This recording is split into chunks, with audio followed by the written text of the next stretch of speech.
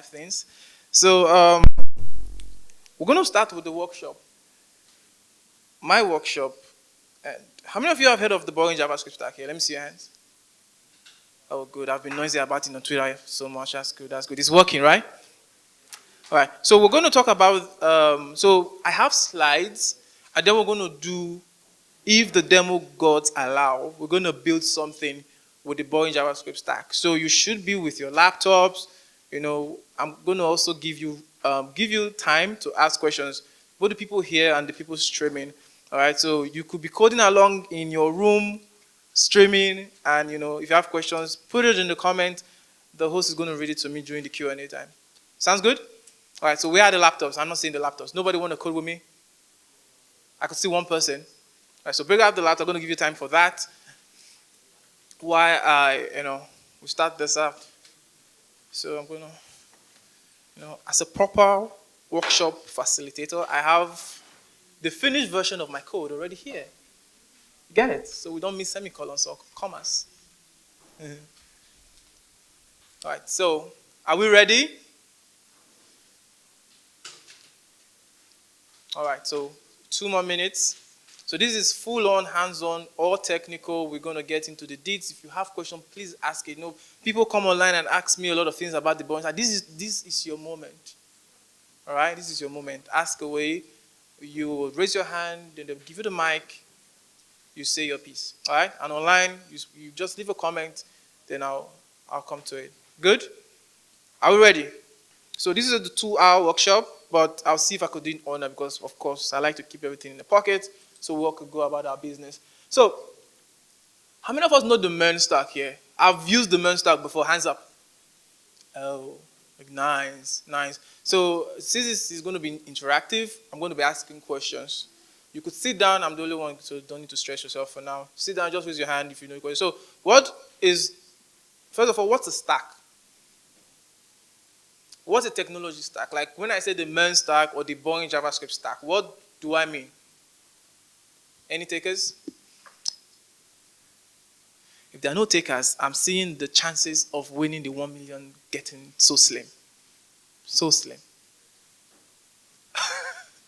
Nobody knows what the technology stack is? Okay, thank you. Please, Micah.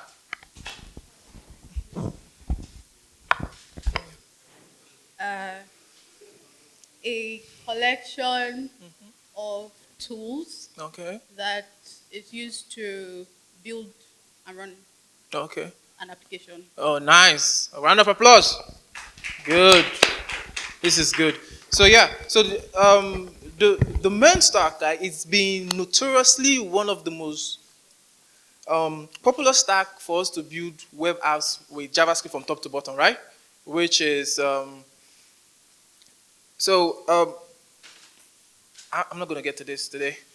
Just go. So when we say a technology stack, in the context of web dev, right, like she rightly said, a collection of tools or technologies that used together you build web applications with, right?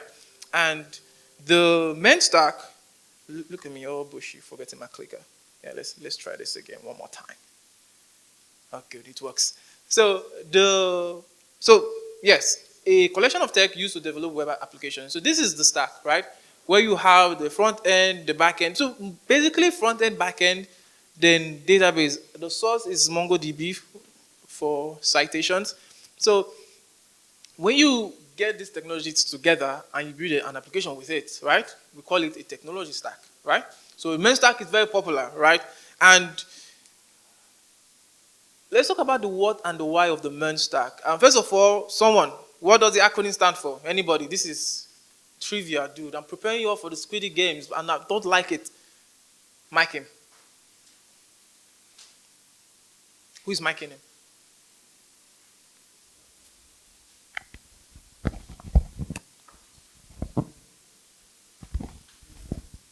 Yeah. What does the MERN stand for? So it's Mongo, Express, React, and Node. Awesome. A round of applause still. Yeah, you all are good. So I know you all like the MERN stack, right? All right, but my workshop is going to migrate you off the MERN stack. I'm going to give you reasons why. Right. So again, this is an image from MongoDB because of course they are there. So it's a good stack, really. It has run its course. Like this workshop was inspired by I saw like a boot camp curriculum wanting to teach the MERN stack. And I was like, okay, that's cool, but we could do better. So in the MERN stack we have the front end, right? React. All the React folks, hands up. Boo. Then backend, Express, love Express, really good. Then database, MongoDB, right? So this is how the stack interacts. So you see the web as your UI, right? Then the server is Express and Node. So Node is a JS runtime, right? It lets us run JavaScript in the backend, yada yada yada. Then MongoDB, the database, good, makes sense. I kind of like it, right?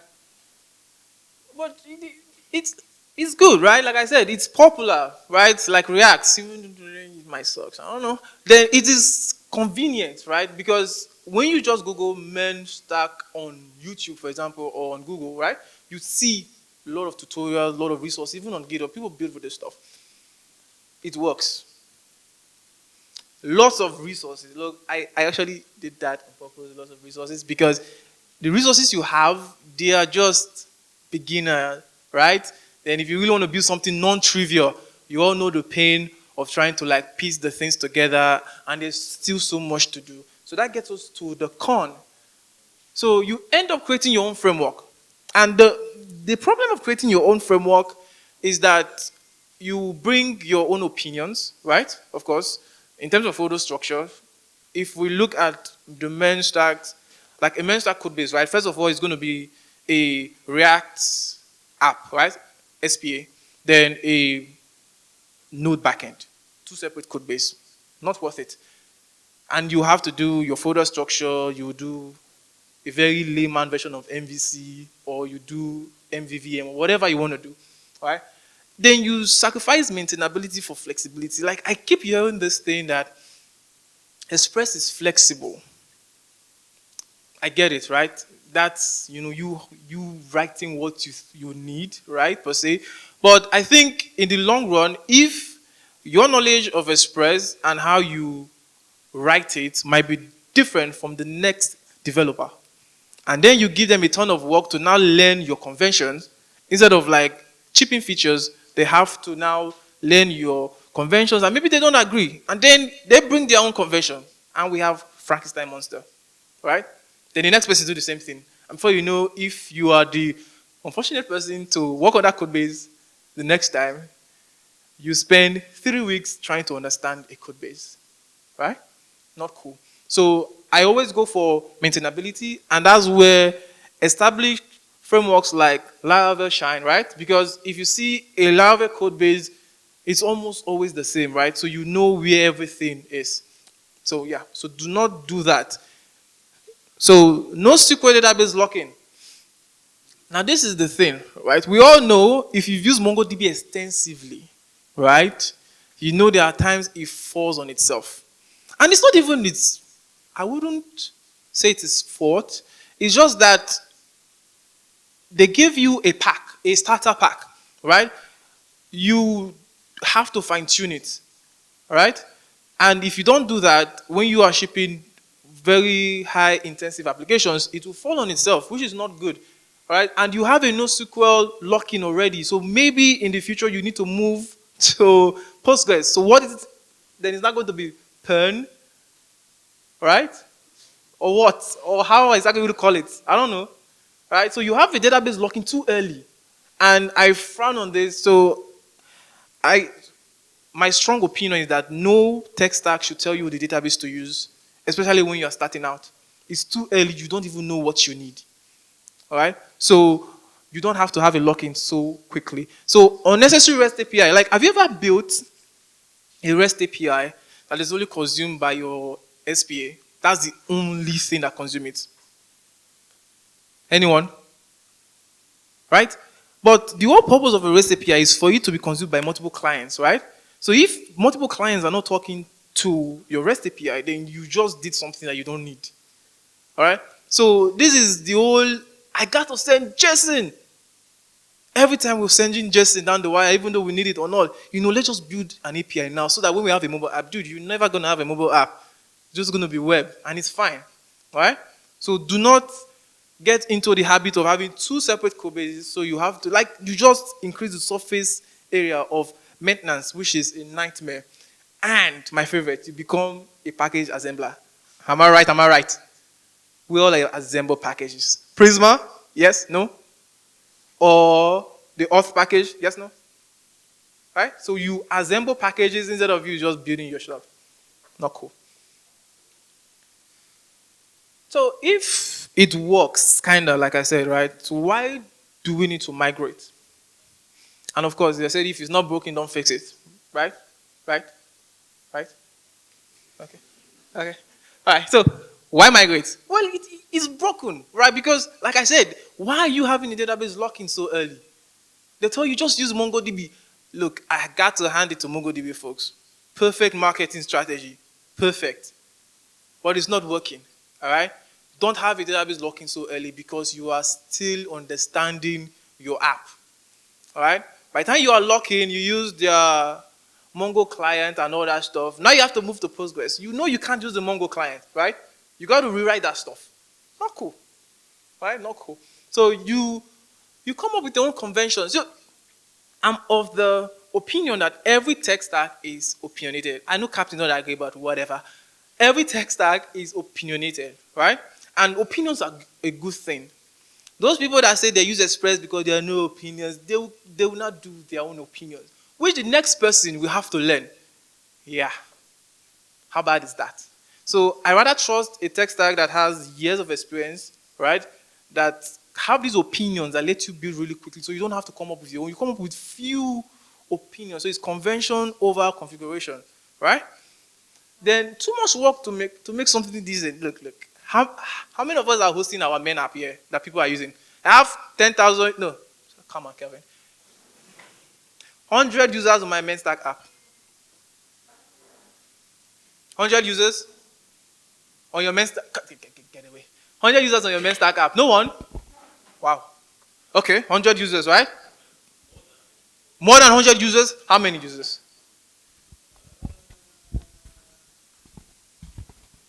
How many users? Tell us. Don't be shy. I'm not sure, but I think up to 20-something thousand. How many? 20-something thousand. Wow, 20-something thousand people. I like it. So, please applaud him. He has 27,000. In fact, I'll be pitching my sales pitch for him to migrate very soon to him. You all that ship MERN stack, you don't have users. The lot are here. Not cool. So please back to the slides. So yeah, Q&A time. So of course, like I said, every time I give maybe every 10 slides, I don't know, we do Q&A. So you have questions now to refresh on your mind, you could ask it. And folks online, if there are questions, also tell me the question, my able host. No questions? Oh, yeah, sure. Mic in, please. Oh, there are two people. Anyone? It's just, you're closer to him. Yeah.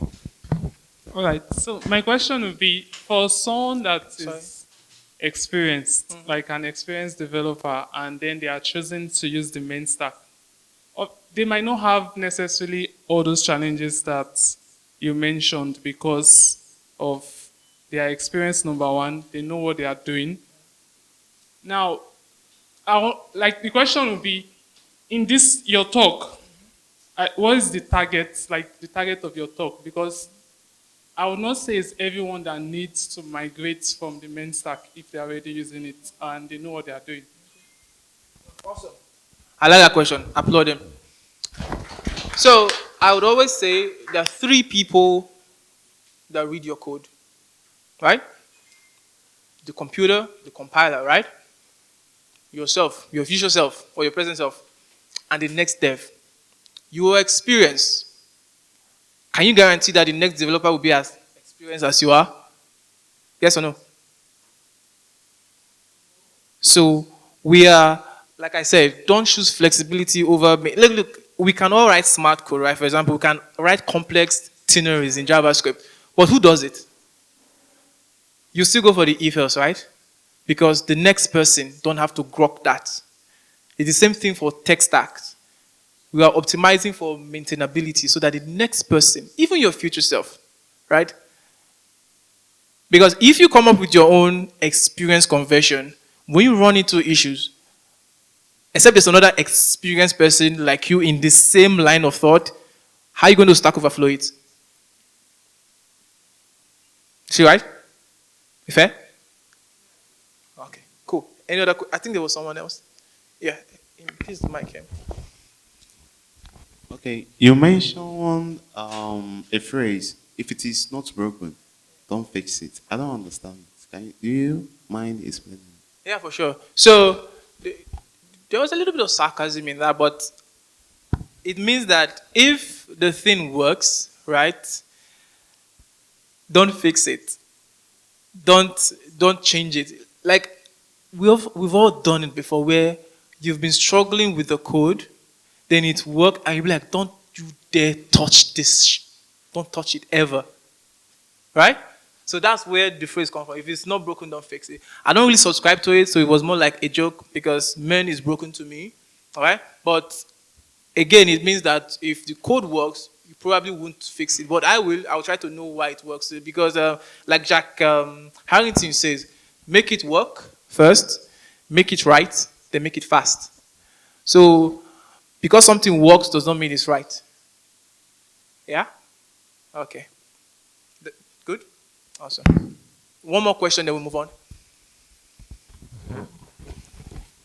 I think there was someone else. Good at the question end? All right, let's... Okay, cool. My question is, why the boring JavaScript though? Why the boring JavaScript stack? Yes. That's what we're getting to. Okay, cool. You find out why. Then after that, you could ask more questions on it. No, I can't wait. Okay, yeah, so we have comments.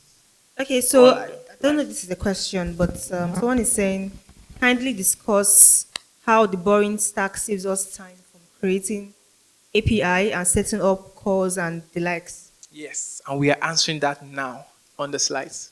That's a good question, though. I see you all are eager. I like it. This is for Augustine. Look up, nigga. Yeah. That was an inside joke, but you guys don't mind. So, MVC is not dead. Who knows what MVC means? Yeah, awesome.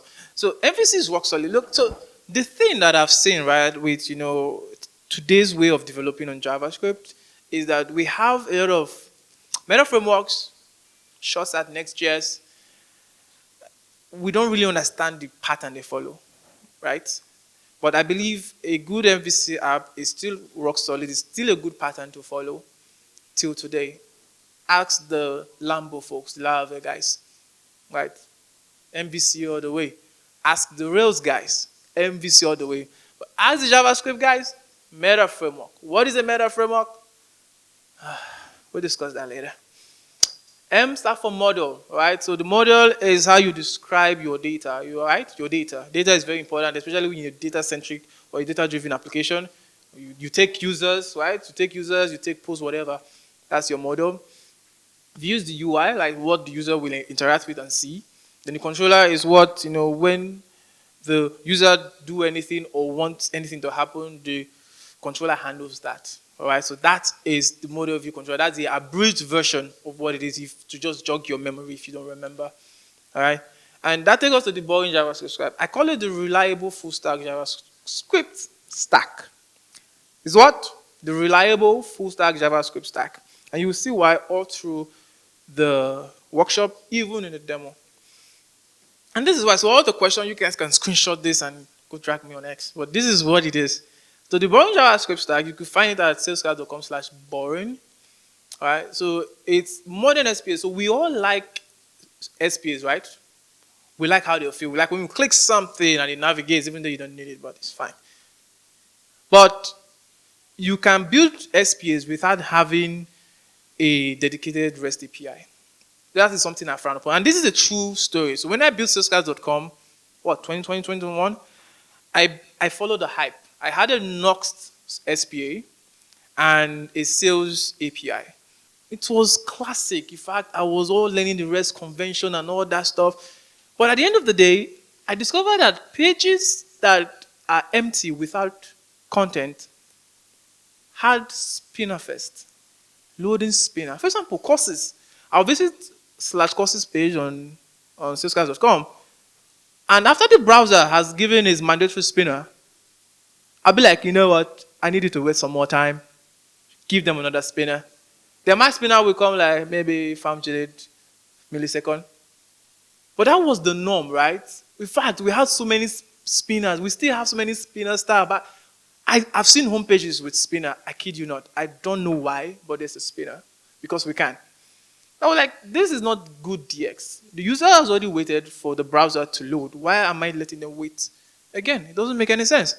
So with the borrowing stack, you have SPAs that feel like a non-SPA app because of a lot of things we will get on. And it embraces the client-server architecture of the web. So I wrote a piece on Shipless JavaScript blog. I don't know if anyone saw it, called It's Client-Server, Not Client or Server. Anyone saw it?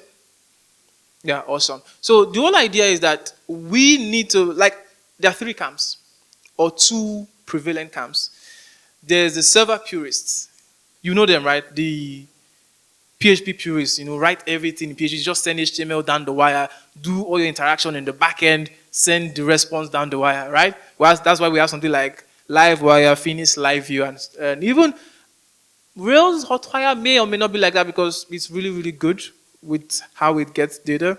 And there's the client enthusiasts, the React guys, who be like, make that marketing page a React SPA.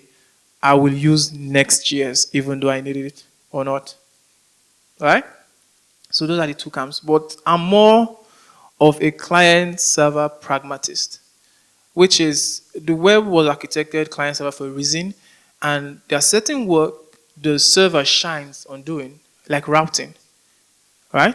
And there are certain things the client shines on doing, like interaction. For example, I don't want to click Twitter's like button and it goes to the server, then it shows me it has been liked. Like, just tap on the like and it said liking. That would be horrible, right? So we don't want that. So for those snappy interaction, the client shines on it. All right? And with the borrowing stack, you bring your own UI framework because I've left the, use Vue, use what you like, all right? But at the end of the day, I see these UI frameworks, they have their, React is a UI framework, don't just say anything. They have their strength, they have where they shine. React shine being a UI framework, like you're just offering your UIs with React, it shines. But when you start adding all the other layers like routing and stuff and state management, it just falls flat on its face. Then batteries included. My beef with Meta framework is that they don't have batteries included, so I don't see them as full stack frameworks. There's no authorization, there's no robust ORM. They'll tell you that's not our problem, go use Prisma, and then you have to learn Prisma and keep up to date with Prisma instead of like having a first party cohesive full stack framework. Emails, right? In a real application, you have to send transactional emails. Who know what transactional emails are? Your question, turn. Give him the mic. This is fine. Yeah. Anyone that was their hand up? Yeah, tell us. Come on. You can speak. You're allowed. Go on. It's not Squiddy Games. Or transactional emails are emails that you use to communicate to the users on the specifics. So maybe they do something in your app, you want to let them know. Mm-hmm. So it's very specific to that user. Awesome. Round of applause. Our speaker. You see? Senior dev. Yeah, so when you do stuff in your app and you want to notify the users, right, by emails, so those are called transactional emails, right? So how many of us have had to set this up in your Meta frameworks? Meta frameworks, if you use Meta frameworks. Next.js? How easy was it? It wasn't easy. I had to use render. What? I had to use render. You have to, oh, wow. That's what I mean. Yeah, thank you. Yeah, with the borrowing stack, you don't really have loading spinners, right? Because the page loads synchronously, right? Because it feels like a traditional app that goes to the server, but all the navigations are SPA-like, right? So the page loads with the data it needs, so no more loading spinner for pages that don't need them. And believe it or not, no state management code required. This last bit, I was scared for years to talk about it because I thought I was doing something wrong. God be like, wait, I'm not using Vuex or Pinia. How? I only became validated to speak about it when I saw it's the same pattern with Remix, where you hardly use state management for certain things. So it's, in terms of idea, it's almost like Remix, but not in actual fact. All right? So yeah, any more questions since I've answered what the boring stack is and what it offers? Are there any more questions? Should we move on? Online or offline? Going once, going twice. No question? Okay, cool. Let's go. Okay, there is. Okay.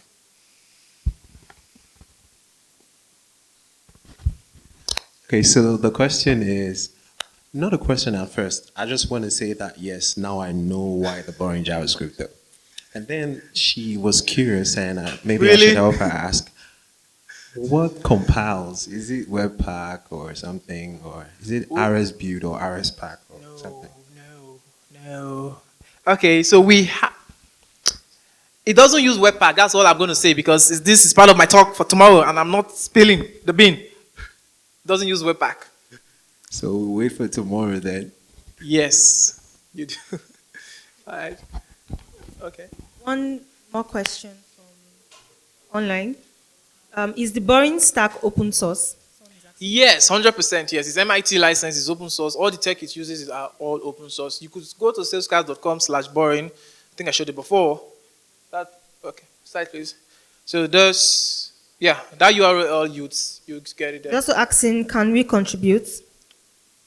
Only if you use it. Only if you build something that has users. One last question. What's it like for a company to switch to the boring stack? Yes, so we're going to show it in the demo I prepare. So you're going to see what it's like. Yeah, and if you want extra help, also do consultants, so holla. What's in the stack? So what make up the boring JavaScript stack? Fun fact, what did I call it though? I had a lot of very weird acronym that kept changing because you could use Vue, React, or Svelte on it. So I decided to go with the boring stack because it embraces boring technologies, right? Boring technology are stable, they get the job done, they're not exciting, and you don't have to be excited about your tech stack. Yes, sales. You all know I love this, right? So this is the web framework. It's what makes the magic happen. It's what gives you a solid foundation for you to go wild with. Sales is boring. The back end is very boring. You do stuff. Every time you do the same stuff, you get the same output. You don't fight the framework, right? And it comes with batteries included, which you will see in a bit. Then you bring your UI framework. Vue is first because I like Vue. Live with it. Then you have React. Right? You could use React. Then we have Svelte. Svelte is cool too. If you do Svelte things, you could also use the boring stack.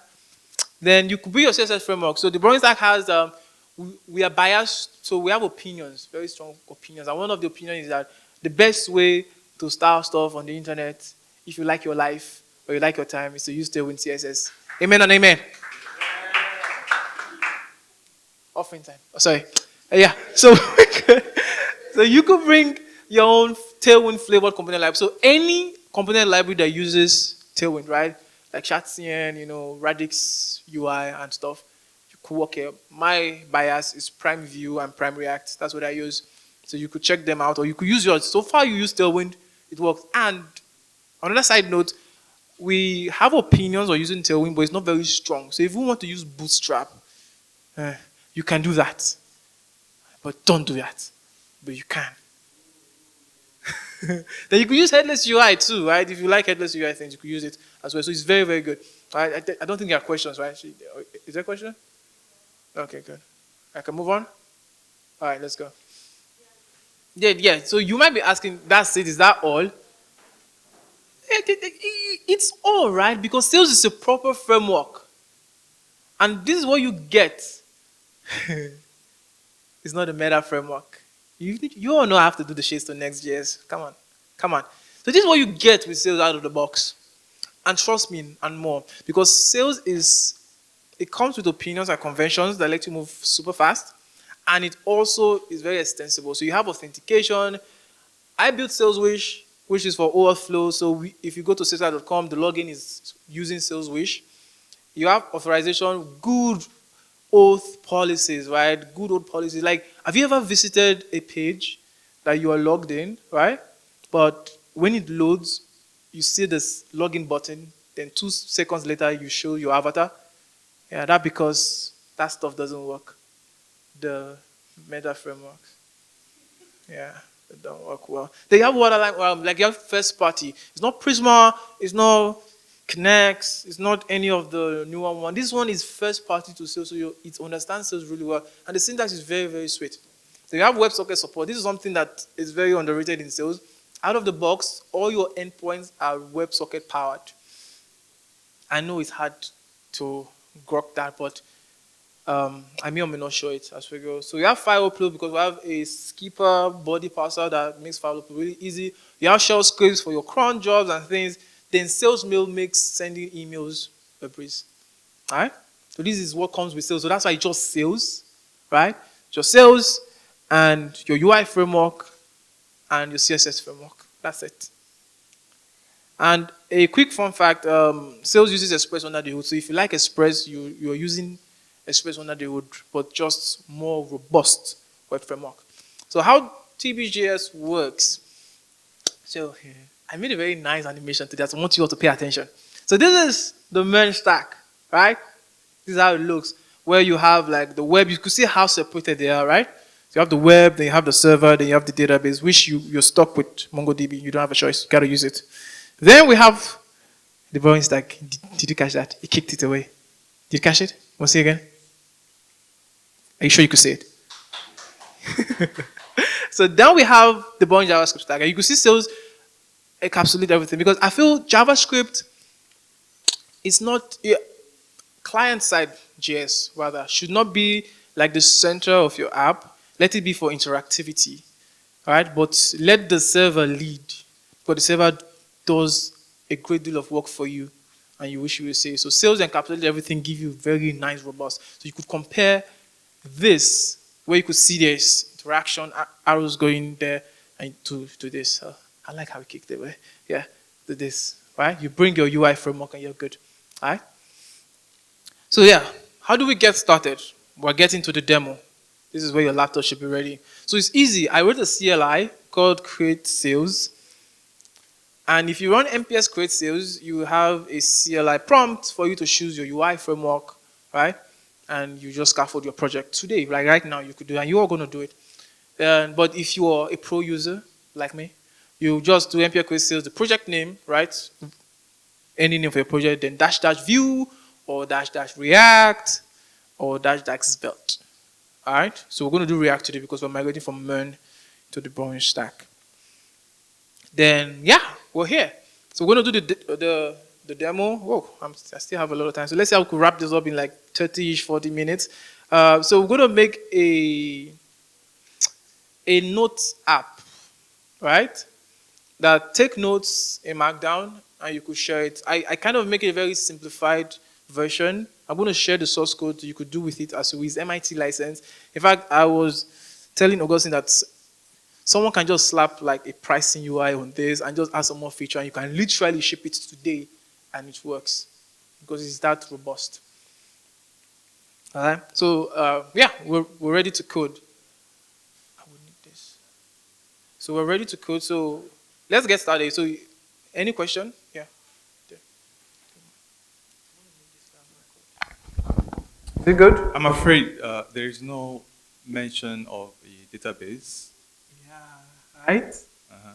We're going to get there. Okay. So we made mention of borderline, right? Borderline. How many slides ago? Borderline, right? So this, because sales is database agnostic. In fact, when you are getting started with the boring stack, you don't need to worry yourself about the database. You would work as if you have a database, because sales will come with a local dev-owned database that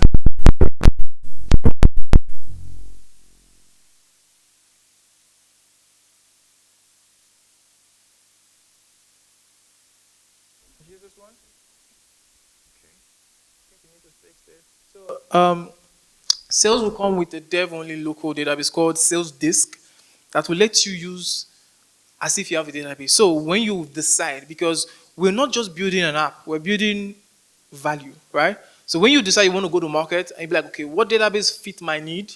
You can pick between anyone, MySQL, Postgres, MongoDB. If that's rocks your boat, you could do it, right? Because and once you have, all you have to do is to install the adapter and you don't touch your code. It just works. Right? So that's why we don't talk about database. Because like I said, I don't like a tech stack that have opinions on the database you use because they don't know your data needs. Right? Good? Yeah. Someone has a question. Where does inertia comes in? Because I believe there was some references to inertia. Yes, inertia. Okay, so the glue, the magic, right? What makes it's so low level you wouldn't even notice.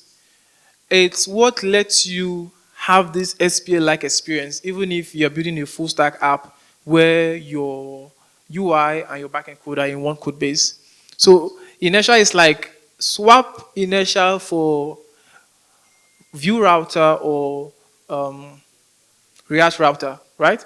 So once you click a link on your Boring Stack app, so we have link components. If you click on it, it's going to make an AJAX request and give you the component to swap for the next page. So it knows how to tell the server that, hey, the next page is this component. This is the name, swap it. All right? So it's a lightweight routing library that makes this SPA-like experience work. I'm going to demo it so that you see what's happening. All right? Okay, cool. Is that all? All right, so let's work on party down. So, okay, I have a question. Okay. I need this mic. I need to code. What's happening with the mic?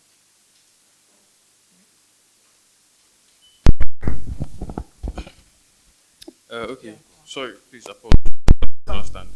So I said apologies for not standing. For asking, yeah. So I just want to ask, yeah. You said the waterline is like a database agnostic ORM. Yeah. Now I just off the top of my head, because I've had to do this a number of times when providing APIs to clients, right? To the client side of applications. So sometimes ORMs don't just do the trick when you want to, for instance, there's a certain way. Okay, for instance, now, you know, in MongoDB, you don't really have to write custom SQL. But sometimes when you are having relational databases, there's a way that there's some type of data, some type of joins that the front end wants, and you just have to do it. So I don't know if Waterline like provides, because I'm trying to think about how they would solve or resolve that kind of issue where, since they are database agnostic, so that means they handle both NoSQL and SQL this thing. So what if, say, while doing development, I have an SQL based or whatever, or maybe they allow you to write your custom queries, and then but in production, I'm actually using a NoSQL database. How do they handle such conflicts? Awesome. So that's a good question, though, by the way. So it's data store agnostic, right? But we have adapters, all right? So if you know the adapter pattern, right? It's like an interface where you could just plug different, like just like a wall socket. So far you have that 3 or 2 you could plug in, right?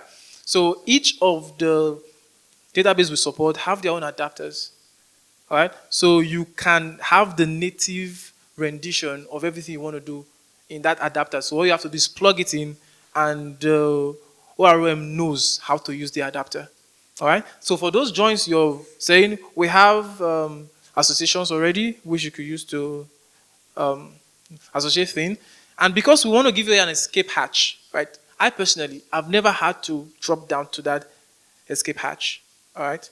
But if you have to, we give you access to the raw client, so you could do either raw SQL or raw MongoDB or whatever. All right? So, yeah. So, All right, so let's code. Okay, then one more question. Oh, this is fun. You all like this workshop, I guess. Good morning. Sorry, I came late. I'm not. I know, man, but the sales GX, I don't really understand because I came late. Can you just do a recap, please? A recap on that sales. Who wants to do? So let me ask the class as a good lecturer. Who wants to explain to him what we just said about sales?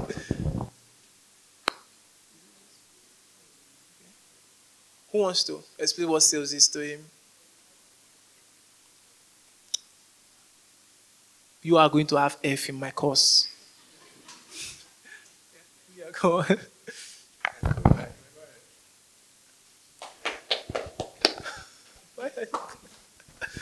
Okay, so to understand more about sales, you go to www.youtube.com/watch /V equals to FX86. Thank you. You don't have to do that. Okay, so so just quickly, right? So if you know what Laravel is, okay, yeah. Someone wants to say it? Yeah, please go ahead. No, a question, please. Okay, I have a question. Okay. All right. Should I go ahead? Yeah, please go ahead. Okay, I'm just curious to know what distinguishes, what's the difference? The question is, what distinguishes the boring JavaScript from Ruby on Rails? Yeah. With everything you've mentioned. It's all JavaScript. Okay, it's just. It's all JavaScript. Okay. It's what we need in the JavaScript space. Like, so if you like Rails, you like Laravel, you want to have the same thing with JavaScript. That's what the boring stack does. Oh, great. Thank you. Awesome. All right, so let's code. I don't know I'm going to code now with this. Can you all hear? I have to drop. I have to code. Like, you know how it goes, right? Yeah, I don't know. They're having issues with it. Is it working now? Is it working, sound check? Okay, cool. All right, let's do this. So let's code. So we are going to build a notes app. It's really simple, but is architected to show you, give you a taste of what the boring stack is. So on your laptops, run this command. npm sales party down dash react. I sent an email to everyone attending. You should have internet. This is the only time. Okay, we're installing one or more things, but if you have internet, do it. Or if you can't, you could pair with someone that has a laptop and just watch, because I want it to be involved so you see it. All right, this is show, don't tell. Have you done that?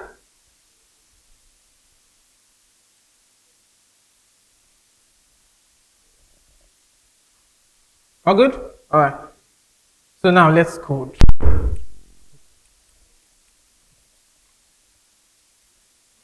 So first things first, I will show the final version to give you a taste of what we're building, right?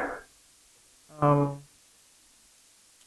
I would pull up, if I can type. Cooperate with the demo goes for me, okay? So what's that?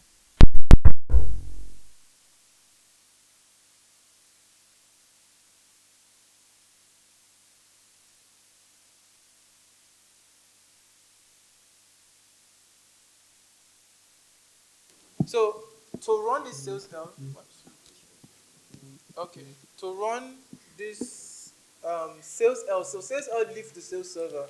But if you don't have sales installed, like you know how it is now, you have to run npm i-g sales, but you could use npx. Just on npx. So any command I run, if you don't want to install sales on your machine, just do npx sales. I have it installed, so by memory I'll just do this. So we have the app on localhost 1337. And so yeah, so I would let's refresh this bad boy. So this is what we're going to be building. Alright, so we have of course the login screen, right? So I am logged in, so I'm just going to do this. So I'm just going to show you what it is, and our remember me works. It works. it works. Yeah, so this is very simple. I just wanted something to show. So you could literally use this to take notes all through. So if we ship it. Right? So, so this is notes. So I'm using something called MDX.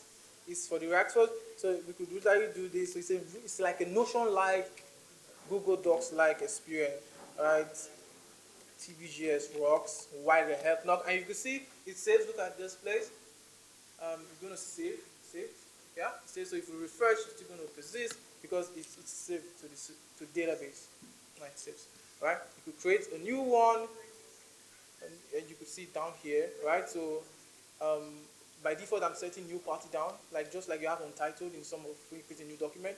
So just a new party down. We call it awesome workshop.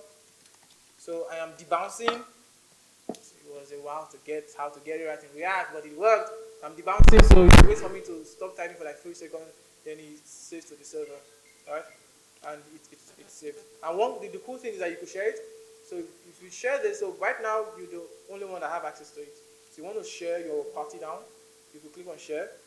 You could share your copy to clipboard, and if you paste it here, we have it.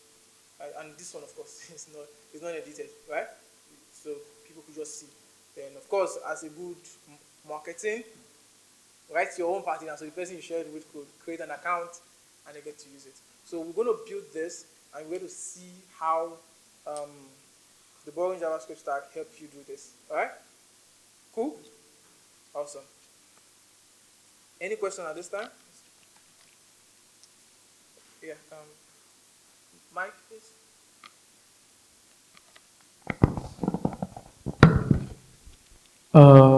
Is there a repo where we can clone this template? Yeah, so at the end, I'm going to share. It's on GitHub or private for now, so I will make it public. And you just, but I want you to write it. Right? So anywhere you follow up to, I may not even write the whole thing on time, but just to have a feel. All right. So once you've done MPS create sales, okay, sorry. What is this? Oh no. Okay, I guess I would have to do it with you or did I move it? So I will do MPS create sales. So I will nuke F party down. I'll nuke this one. And I'm going to run npx create sales. Write it down that. So it's going to copy the starter, right? It's going to copy the starter for you. Then you put it on your machine. You cd into it, and you run npm install. Hopefully my internet is fast though. Yeah. While this is going on, you could ask any questions you have. Yeah. But you could still ask questions. Okay. So, yeah. Mic in, please. Who's doing the mic? So, yeah. So, good morning, everyone. My name is Ayotunde, and okay, my question is, so when in those days when we used Create React app, yeah. One of the issues was too much files being bundled. So it kind of like took time to start. Okay. So just wanted to know, is done. Is anything different with sales? Because I know at some point I had to move to Byte because Byte was like very light compared to the CRA. So for sales, is it like less files? Okay. In So terms of node modules. Thank you. good question. So this is the thing, right? This will be fun. So this is the thing. We have folders like Laravel and Rails, right? But you spend 90% of your time on like 5% of the folders, right? Is demos. And in the real app, you're going to have to need, it's more involved. That's why people choose Rails and Laravel. It's more involved and it's not a demo. So if you're looking for a lightweight, it's debatable, right? But I will show you the folders, and then you make up your mind if it's really lightweight or not, right? Yeah, but there's a lot of folders in there, but there are some that I don't even touch because I don't really need it, all right? But since you mentioned that, let's start there. Let's start there. Can you all still hear me? You good? All right, let's do this stuff. So I'm going to go to... Let's see if we could rebuild this in 30 minutes. You still can't hear me. What's wrong with this? Like, I need it. It's online now? It's not. They say it's not. But they can hear online. Okay. Good. Can anyone else hear me? Augustine. All right. So yeah, this is the thing. Let me. Is it big enough though? Can you see it? All right. So this is what we have in a Borrowing Stack app. We have the APIs, which is where your backend lives. Someone's streaming it. So I'm hearing myself twice. So this is where your controllers. Why am I hearing myself?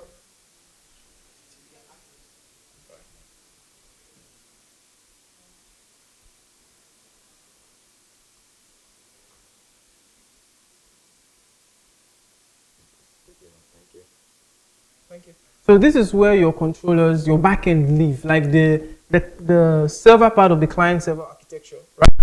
Lives, right? So you see controllers, helpers. So helpers are code that you reuse frequently in sales. Very, very useful. I use them all the time. Then we have your models, like we've said it. So you, what? I should zoom in. Does that work? It's fine now. Okay, cool. All right, so we have the models where you define the model in your app, user models, whatever you have. So for us, we're going to have a party down model. We're going to have it today. Then the policies are gods, right? They are like, okay, does the user have access to do this? This is how you write the policies, all right? And then we have access. This is where your JS, like I said, I like JS to be like, it's not the client side of the show.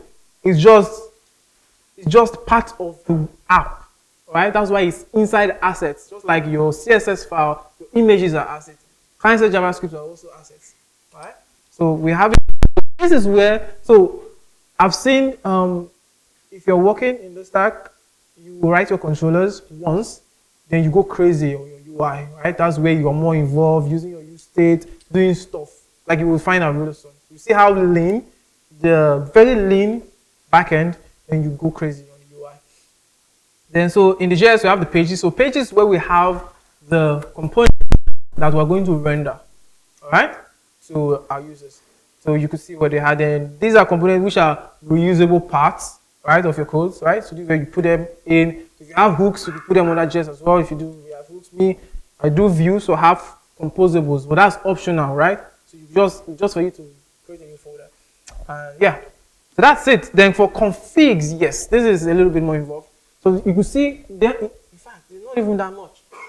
What you should concern yourself more with is the routes.js.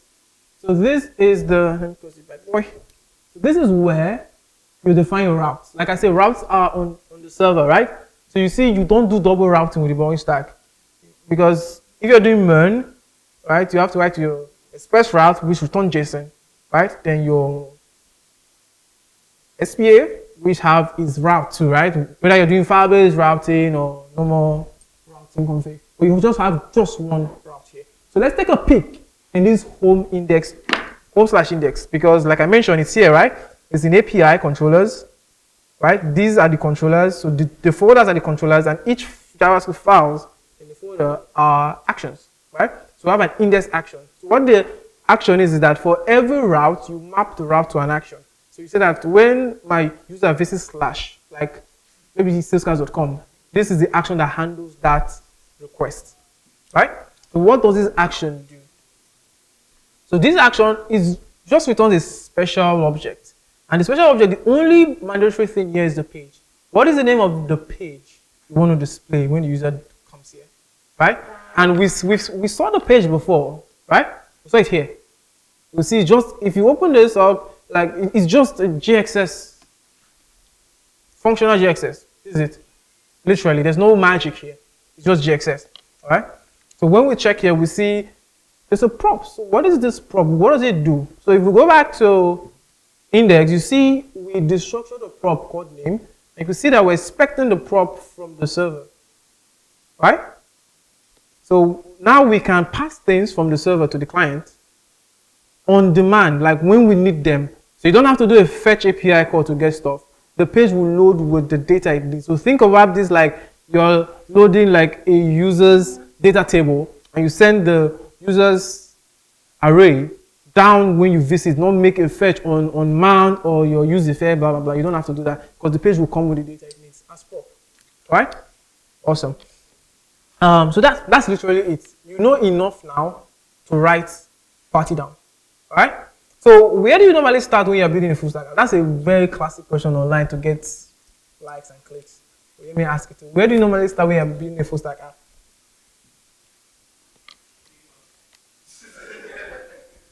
I don't do Figma. So you saw the, right? I literally did not design anything.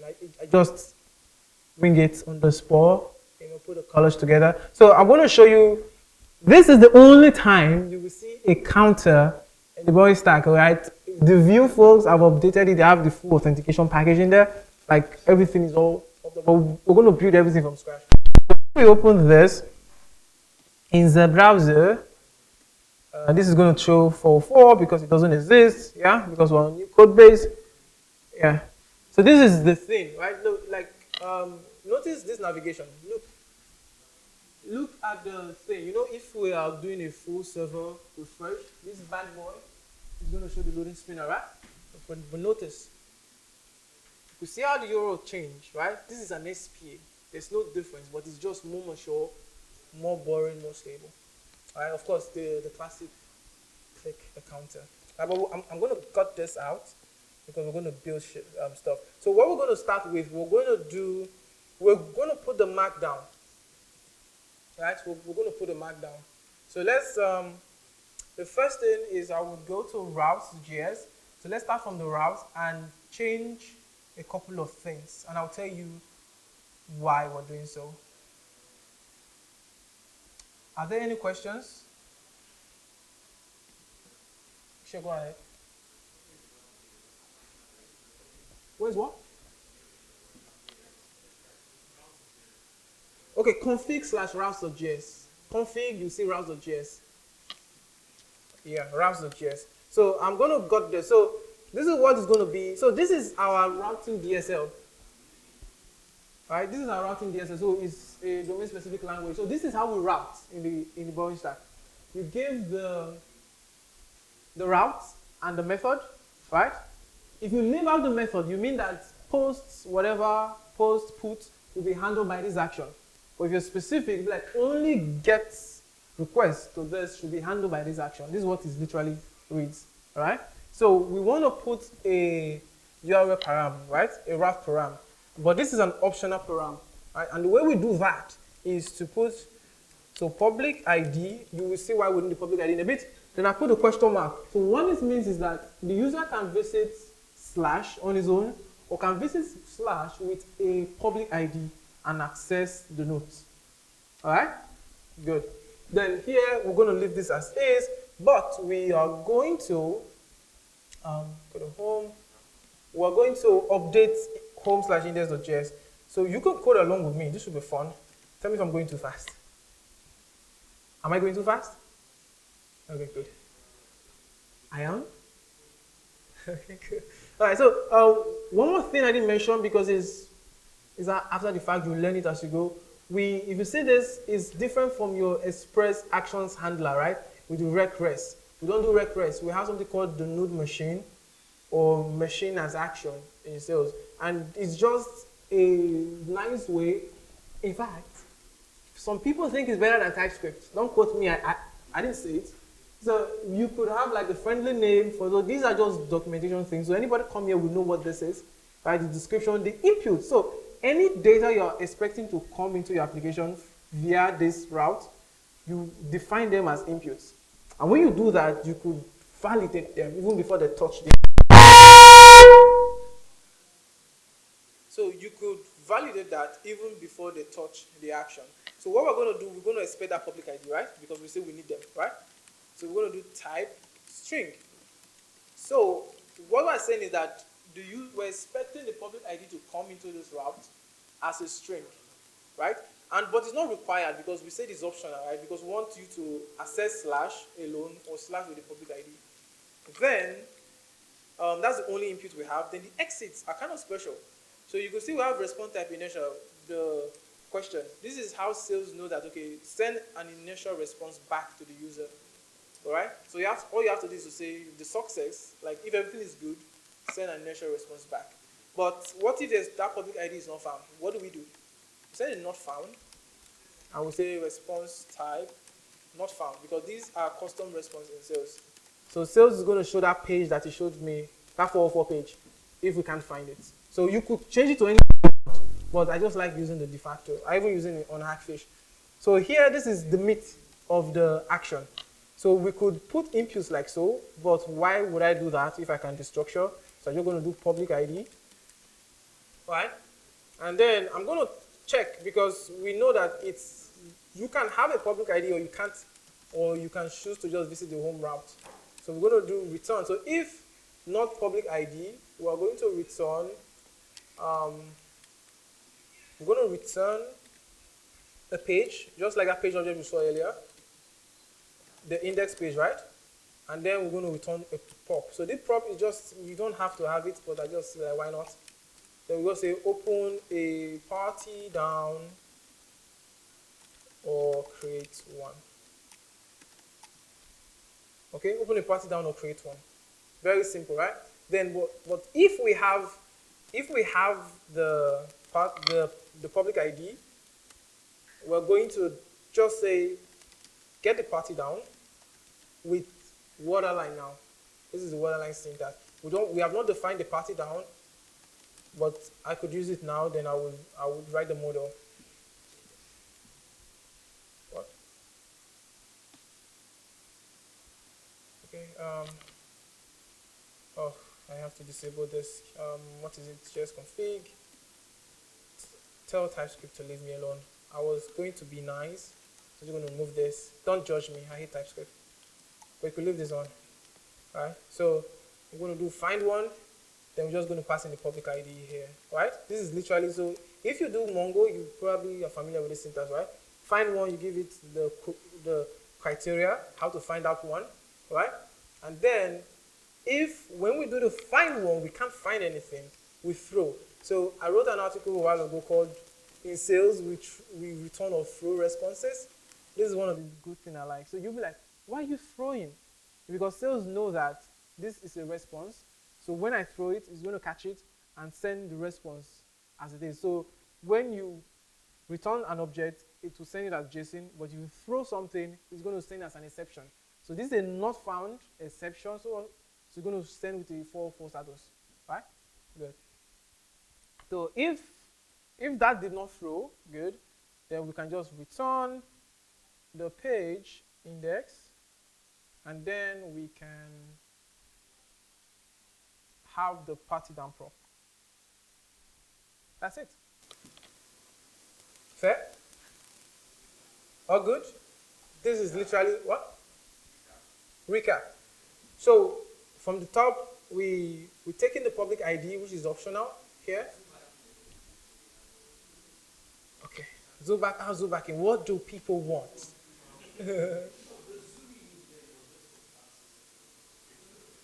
Does it work?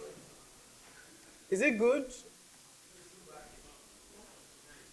Is it fine? Okay. No, it's not. Look at the thing you wrote. You wrote this, right? You added this, and you wrote this. How would you do it in MERN? How do you do it in MERN? That's what I said. I said we're going to author this. So this is a waterline model, right? So we're going to define it in models. So you'll see the definition really soon, right? But this is how you interact with models in sales. with waterline. Party down but find the one. We just want the party down with the public ID. All right? Easy peasy. All right? But we're not done yet, like you actually pointed out. Yeah, Mike.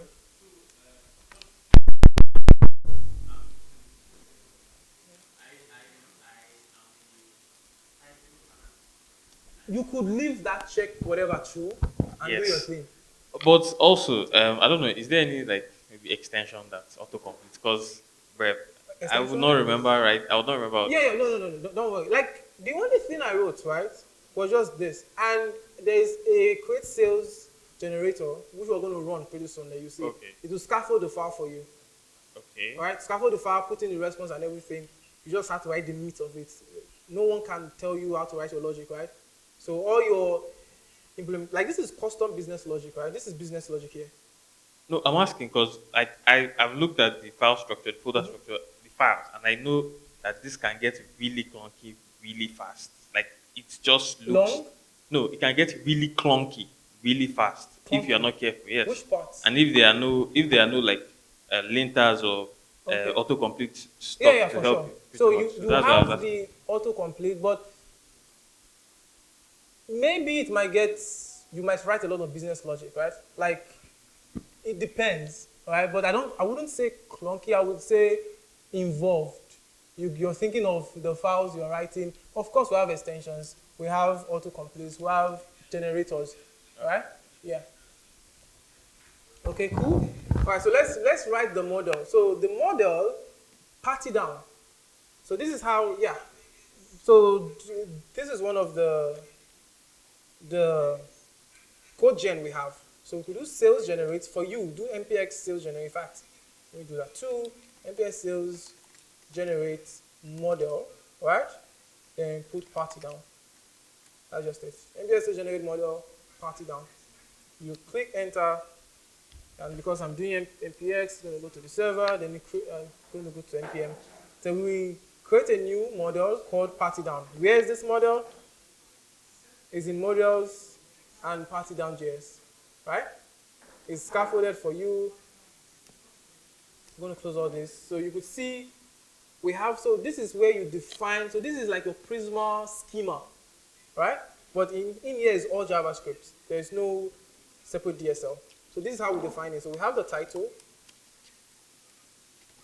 type string, then here we default store. So this is so this was just me being overly protective, but this cool thing about Waterline is that you could have a default value for columns in your database. So if the user don't provide a value, this is what you should use. I use it a lot, right? And yeah, there's so many validations. So this is one validation that we could do. Then this is only, next thing it's going to take is the content. If I can type content, then this is going to be ref. I wanted it to be ref so that the underlying database will use the largest way to store string because we know we're going to have markdowns, right? A lot of markdowns in there. So I use ref for that, so you use like a big storage for it. You could use string, then when it falls on itself, you could change it. So I wanted to default to new party down, right? So you can see I'm giving defaults here. So when you create a new party down, it has that new party down, just like we saw the first time. Yeah, that's how we do it here. Okay. Then next we have the share ID because we're going to share this stuff, right? So this is because we don't want anybody to be able to use the public ID to access it except the user who created the thing. But when we create a separate share ID, that means we can unshare it later in the future. If you want it to be private, just unshare. All right? Okay. Then this one, we want it to be nullable. So how would you do that in Prisma or in any one we use? Where? On the body of the thing, like here? Okay, type. Okay, so use type, that's fair. But here we just do allow null, true. So this tells the database to take null as a value. So this is nullable, right? Then one cool thing I like is that I'm an old soul when it comes to naming database things. So if you're like me and you don't like the camel casing, you could do the snake case. And this will, so that means you could use the camel case in JavaScript, then your database is snake case, right? And one more thing before I forget, I don't like singulars for database names, but Sales assumes that by default. The same thing with MongoDB, right? But if you're like me, you could just do table name, right? And do party downs, not parry downs, party downs. So it's going to just my pet peeve, okay? I always do it in every database, all right? Right? Then the last thing we're going to do, we need to associate this. So these are just sales markers. Doesn't mean anything. We need to associate this with the user because we need to know who created this party down. So the way we do association in sales, just give it like another attribute. Then now we're going to say model user. So that means a party down belongs to a user, right? That's literally how you do it. You do the association. Easy peasy. But again, if we run our app, we're going to crash because there is no user, right? So how do we create it the first time? User. So you make a new user. All right? So let's define that. You can see how we are working our way in, because I just want to get us up quickly on the data side before we render. So if we look here, I'm going to kill this. I'm going to also look all these comments, guides. Okay, so what do users need? They need a full name. I'm not doing first name, last name because why not? And there's a pet peeve I have. When user type their name in all lowercase. Don't do that. All right? So, or you miss first name, last name, you switch it. All right? So you could have a description here. This is all optional. So this description is optional. So it turns like documentation for the next person. All right? But I'm going to leave that out. So column name. So it's going to be full name. Of course, my pet peeve, you know what it is. Then email address. I'm going to do type. So it's string. So I'm going to show you another waterline validation here. Because we want the email to be unique, right? And we also want it to be an email. So we'll do unique. And we're going to do is email true. Email true. Right? And a lot of other things here which we could. So we could set the max length. So maybe we have a max length for email. We don't want very long emails. Right? So we set the max length to 200. Right? And you could, of course, the column name, email address. Then this is, so we're going to set another attribute here called email status because we want to be able to know that these emails are not spam, right? So we're going to create a verification flow, all right? Do email status. Okay, so we're going to do email status, type string, and is in. So this is in is really, really handy. So you could say what are the whitelisted values this attribute can take. All right? So any other thing is going to throw. I'm going to say, nope, I'm not expecting this stuff. Give me what I expect. So we're going to default store unverified by default, right? Because when you create an account, you're unverified. Then column name, email status. So I think you get the gist, right? So what I'm going to do, I'm going to switch it up really quickly for time's sake. Like you asked, I'm going to give you the code, right? So I'm just going to walk you through codes, then you ask your questions, right? So that we don't build the stuff. Okay. Yeah. We had a function that was supposed to, sorry. Okay. Function we're writing some configurations for party down. For party down? Yeah, like this file. This. Is it this one? The one, yeah, this one. This exact one. Yeah. Could we say the file is like a middleware sort of thing? I'm not getting what is it? Like I'm referring to this file. Let me check the file again. Okay. The index.js that is in controllers. Okay, yeah. Okay. Could we say like per page, you have to create controllers for every single route that is like a middleware sort of thing that handles. Yeah, so if you go to routes, right? Mm-hmm. for every entry to your application, right? There is an accompanying action. Okay. Yeah. So that's what it is. So it's like your file base, because the whole magic of file base is that they just use the file to create the route at the end of the day. Yeah, okay. But now you're mapping it yourself. Yeah. Like for the home page, this is the action that handles it. Yeah, okay. All right? Oh, okay. Those are like actions. Yes, contract, that handles makes it. sense. So, like I said, I have to switch things really quickly because Thank we you. won't be able to get to everything. But yeah, let me go through the application, then I will show you how each part works. All right? Hold on. Could you kindly do a quick recap of the fields that you created in the party down model? Because I totally missed out on all of that. Okay. The fields? The party down model. Okay, the party down The model. fields in there, This like one? the columns, yeah? So that's Title? title, content, scroll down, Share ID. share ID, Yeah, and I'll show you how we use them. Then this one is Owner. an association, right? You know how foreign keys work in like database speak.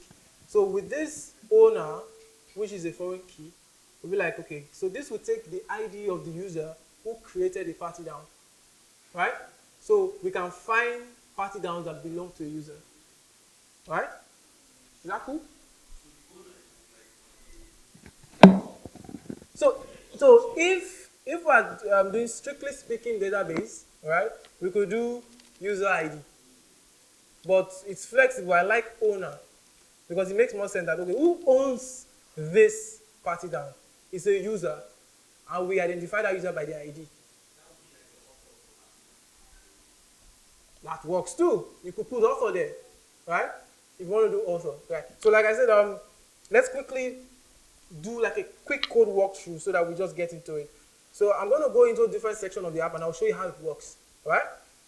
Did I kill it? Did I kill the server? I did kill the server. So good. So let's start from what you see. First of all, look, watch this. If I try to access home, it kicks me here. Why? Because I'm not logged in, right? And this is what controls it. So if we go to is authenticated, it's a policy. We call it the policy. So a policy is yes or no. We ask, does the user have a user ID? Is there a session with the user ID in it? If yes, let them proceed. If no, we direct them to log in. So how do we map this policy? So in config, there's policies, which you see here. And you can see, so this is, I like to do this as security measure. All my routes are false by default. No one can access them except the ones I open up.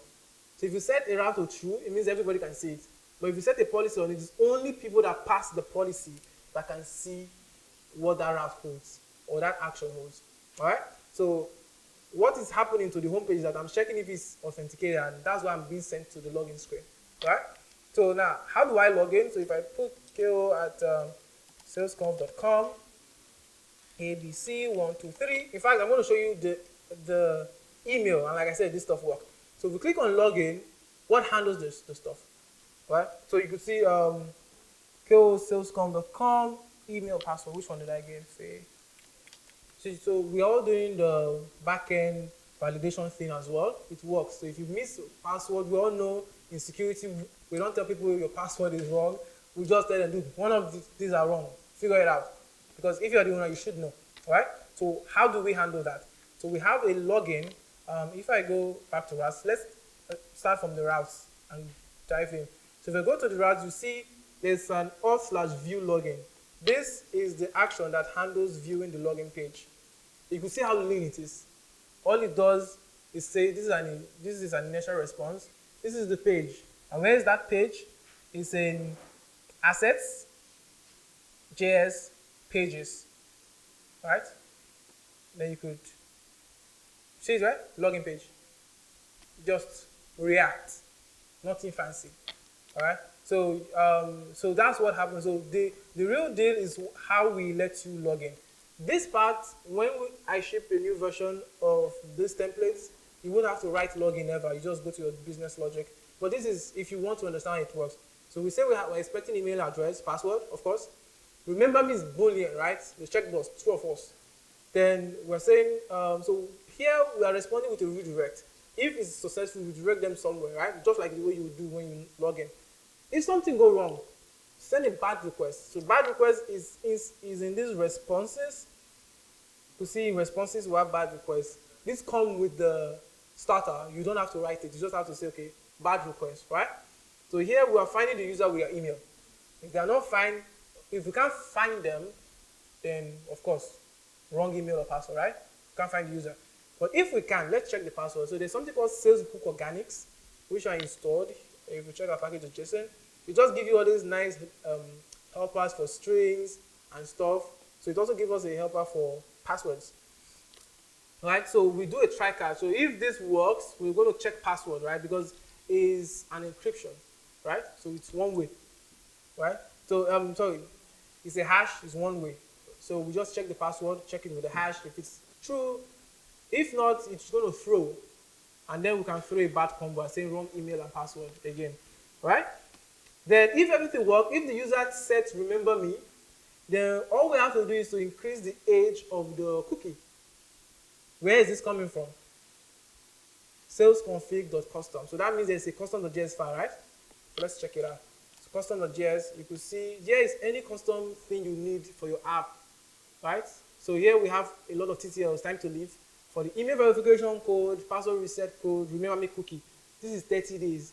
So if they want to be logged in for 30 days, you could set this to how long you want. It doesn't matter. Then we have the base URL because I like to have it so I can use it elsewhere. Then once that is all done, we set the user ID to the session and we go to the /route. That's it. This is how this login is foolproof. Take it to the bank, cash it. That's it.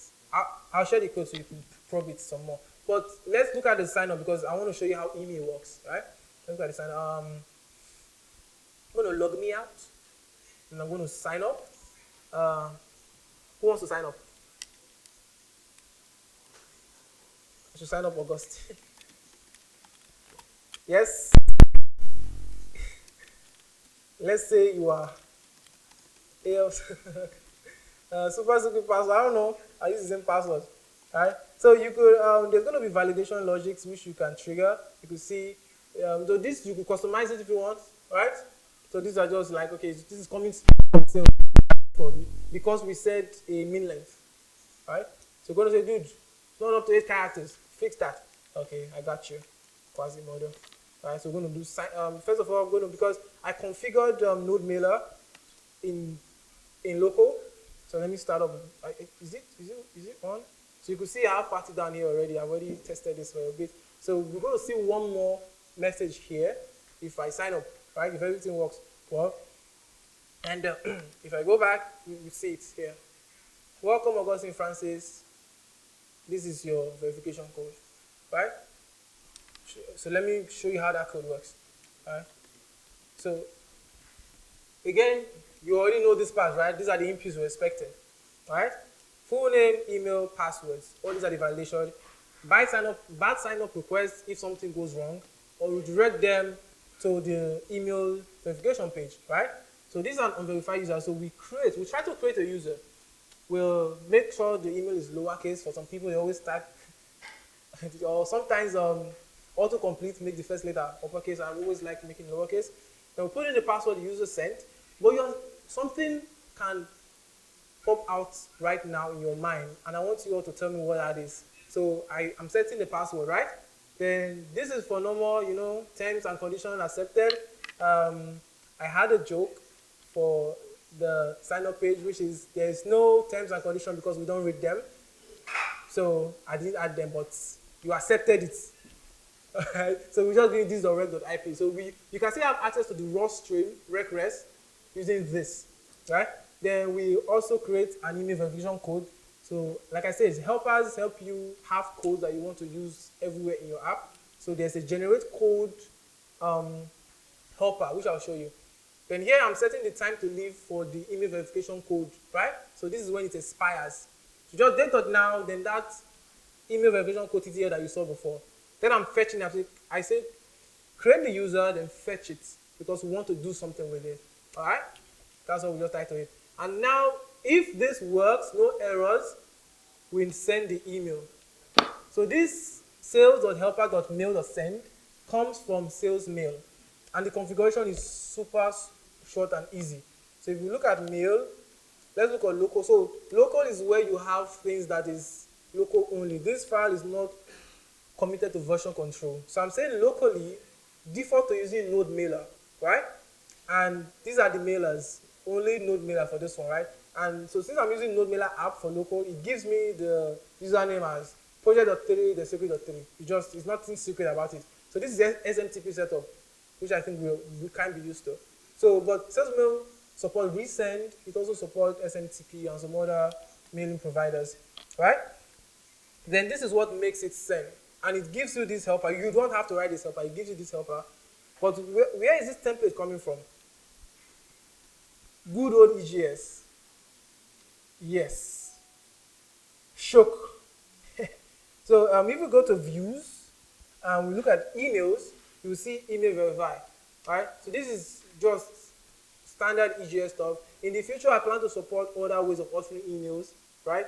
Because I know not everybody like EGS, but I have something coming to EGS that I'll announce tomorrow, so not spilling the bean there. So this is just going to be like the EGS you author that you use to create the HTML email, right? Because it's HTML email. And that's it. Then here we're caching errors. Then once everything is good, we go to /verify email. That's it. So how does /verify email work? This one, I think you all might be curious about this. But before that, I'll say there is a security issue that you guys didn't catch. Who can point it out?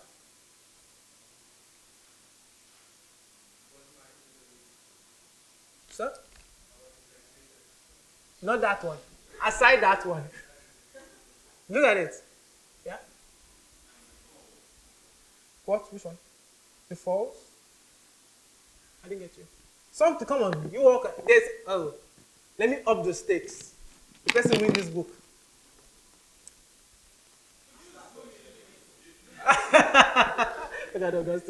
What is the security, the potential security issue here? Is security 101. What?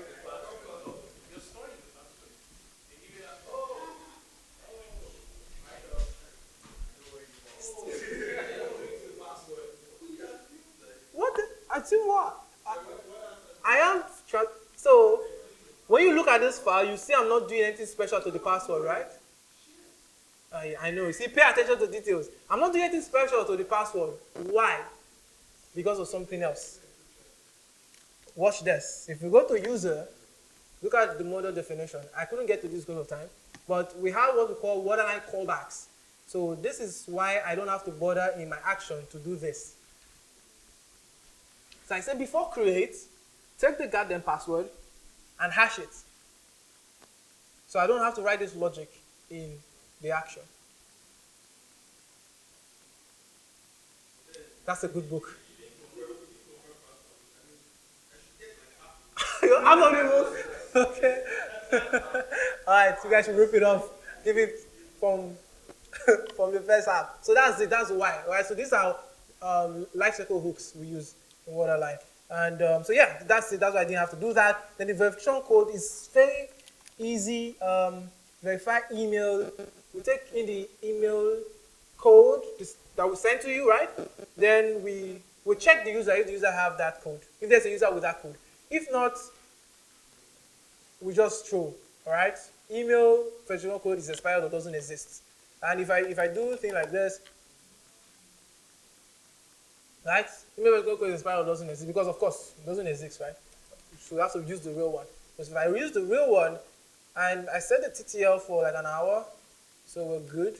So if I come here and I type in the bad boy and we are verified, we let you in. All right? So this is why this part was. Like I said, you will never have to write this. It comes with the stack. All right? So after we've done that, we just update the user and make his status to be verified, reset stuff. All right? Then we log in the user. We only log in the user after we verify their email. Yeah. Okay.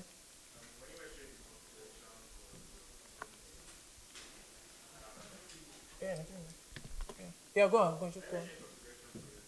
Yeah. Putting what? Yeah, strings, yes. So like I mentioned, git ignore. If you look at git ignore, you will find that we are ignoring locals. local. So this is never committed to version control, right? Yeah, and it's because so I will show you what I can even show you the real Hackfish one, right?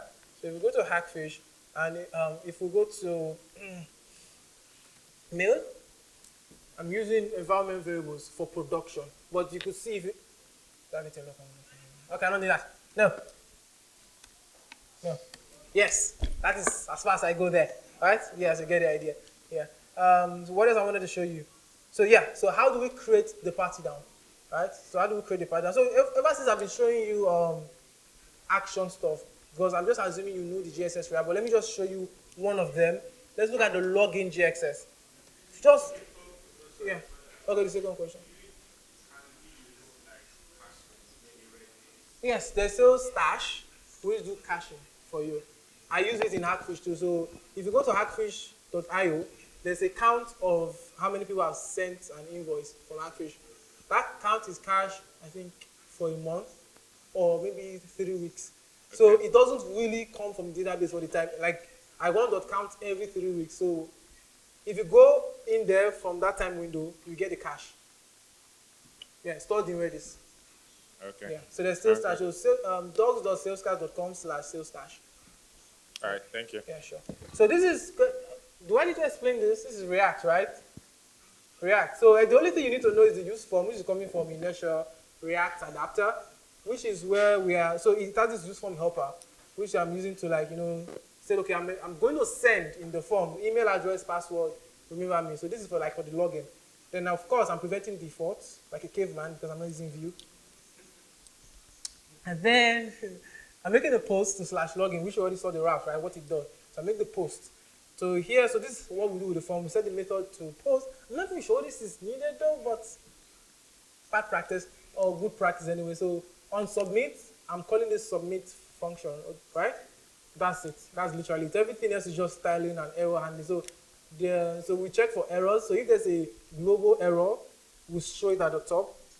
But if there's an individual error on each field, which we may not show on login pages, we do them here. So because there's going to be an error bag that matches the name of the field you are sending to the server. So in errors, there's going to be .email address. If there's an error, it's going to come as that. So you could check for it and just show your stuff.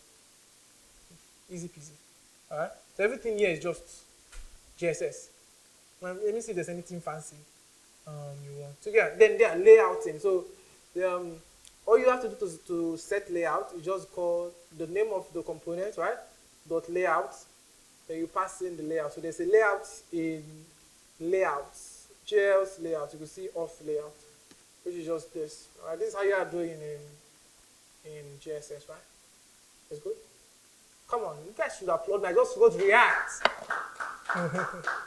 All right, so that's how we do that. Yeah, nothing fancy. Is there any part you want me to touch on? Because we're going to wrap up 10 minutes. We're done. So let me be playing out with the app so you can just see what you like. Yeah. Yeah. Can we bring our own UI library? Yes, please. You are encouraged to bring it. How can I go about let's say I want to use Solid.js instead of React? Okay, yeah. So that part. So right now, the only official adapters are Vue, React, Svelte.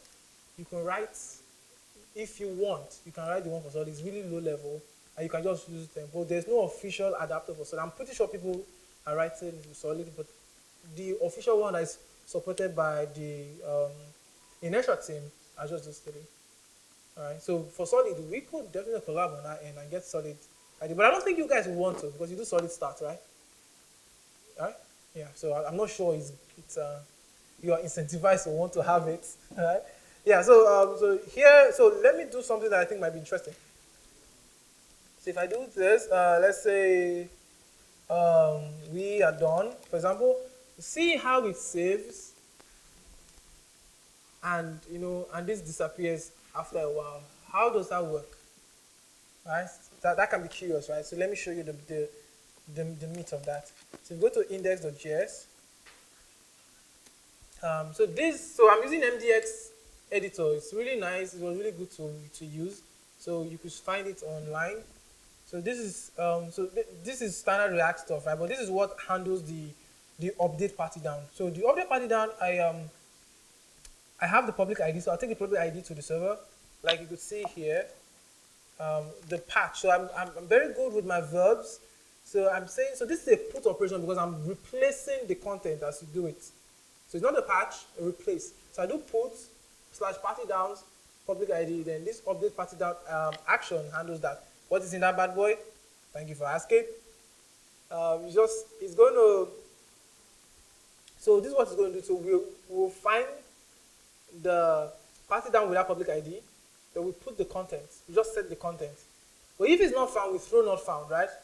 Then next we redirect to that same page, back to the same page we came from, all right? So on the front end, we have some nice little helpers in inertia. This is the bounce thingy. I have to use Lodash to bounce. But I'm pretty sure you all React or you know how to do your things, whatever. All right? So this is what I'm doing. I said, so I debounce the function.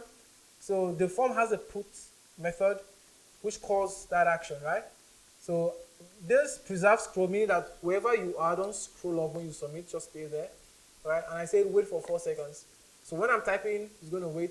If you get to 4 seconds, even if I hit like something else, it's going to reset until it allows and it sends the form up to the server. That's literally it.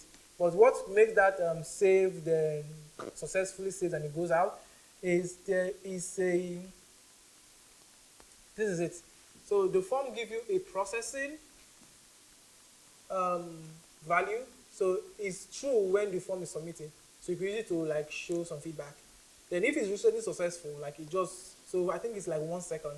It's just going to like, you could use that also to just say something like, okay, it saves. Just like in Notion or any app that does stuff like this. Alright? So that's what works it. Yeah.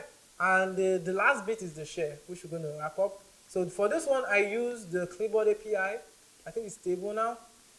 And if you check it, it's very easy. So first of all, to share, I need to make a patch request to create the share ID. All right. Then after that, I get the share URL. So if we go to share party down, you can see how it works. We just take the public ID, then we patch it. So generate ID is just a helper that uses Nanoid from PlanetScale. Right? So just strings that are very friendly. Right? So you can see how I use it here to just generate TID. You have access to the code still.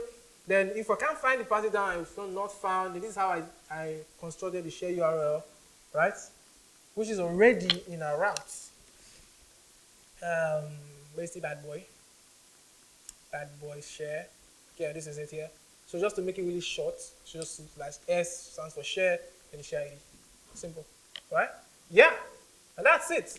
That's it. We are right on time. I have 10 minutes more. If there are no questions, we could wrap up. Go on. Yeah. Yeah, sure.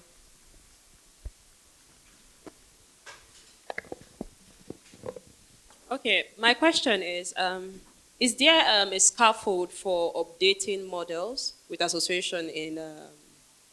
updating model with association, like the owner thing we did? Yeah, the owner thing we did. If I want to update one of the models, do we have a scaffold for that? To update one of the models? No, I don't think so. Actually, there is a scaffold to even write those things that we just did in your CLI. I don't really use them, so, but it's in the docs, right? So you could do MPS, sales, generate model, then you put like name, this is string, and it just creates this for you, right? Yeah, so I don't use them myself. Maybe Elijah does or something, but I will definitely look it up and I'll share it to you. Yeah. Okay, thank you. Sure. I think he has a question.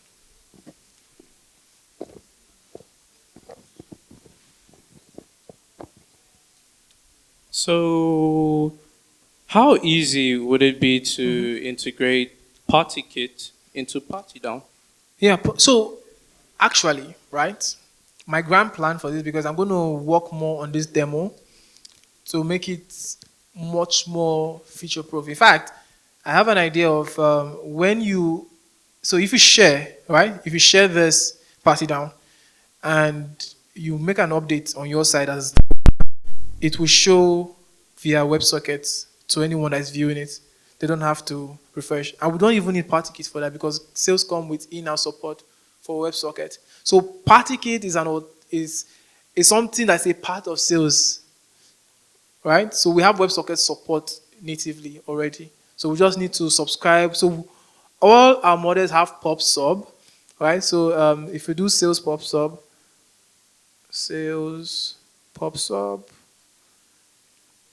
you could see if yeah, so it's going to load up eventually. But just Google sales PubSub, you'll see how we do. So I could call partydown.subscribe. So any person that subscribed to that model would get changes over WebSocket. Yeah. Are we good? I want to wrap up on time. I want to keep 8 minutes done. So yeah, there are no other questions. Okay, one more. This is fun. I like that there are a lot of questions. So you all go star the boring stack repo as you're asking questions.